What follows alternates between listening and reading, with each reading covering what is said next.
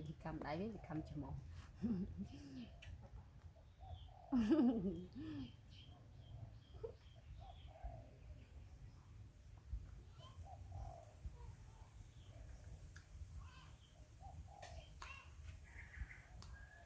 âm mầm mầm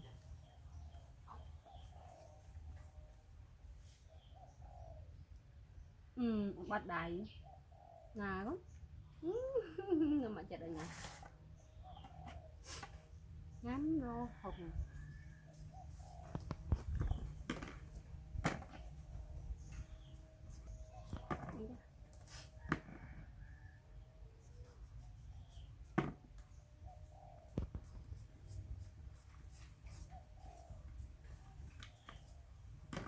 mọi cái con anh nhắm này anh nhắm sạch này một đáy rồi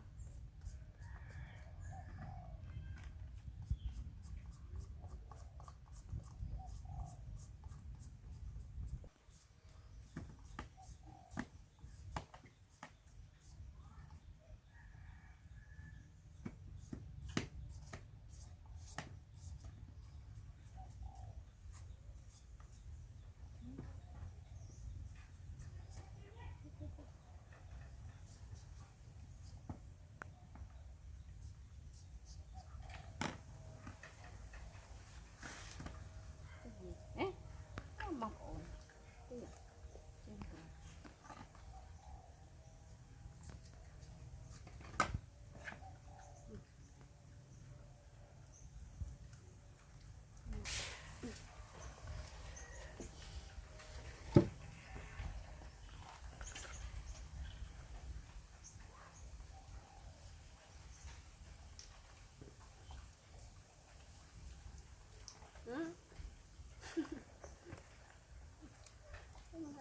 này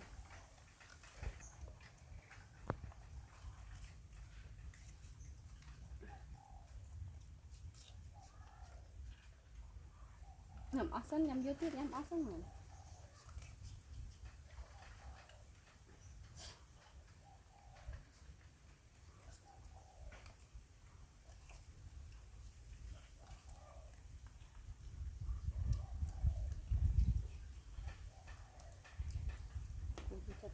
sedang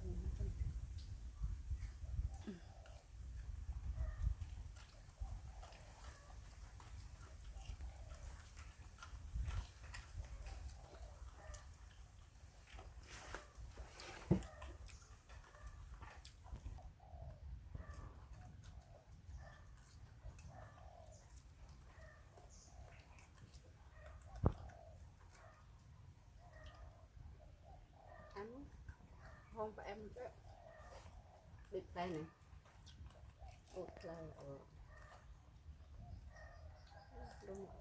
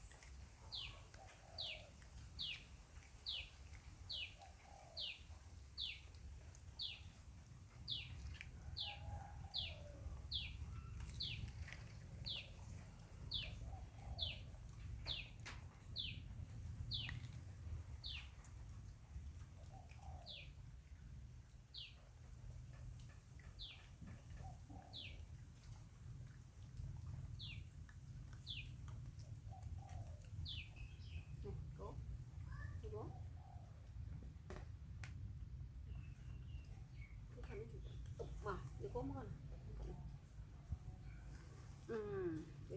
lại cho ăn chó mỗi mũi nó cuốn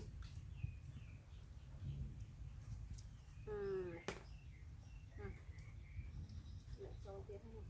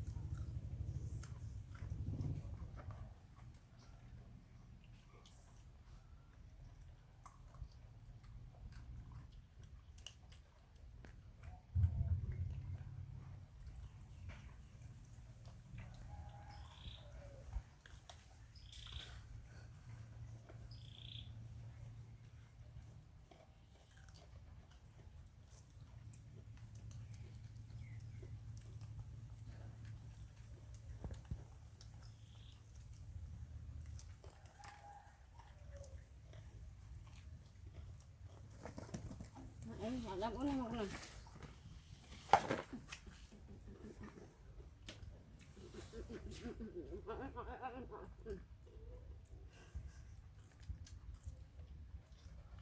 năm còn nói tiệt rồi cứ nào chúng con ăn lắm ơi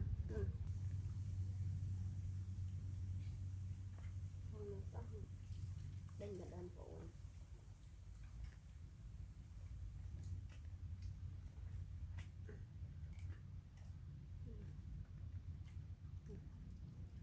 cứ nhầm mầm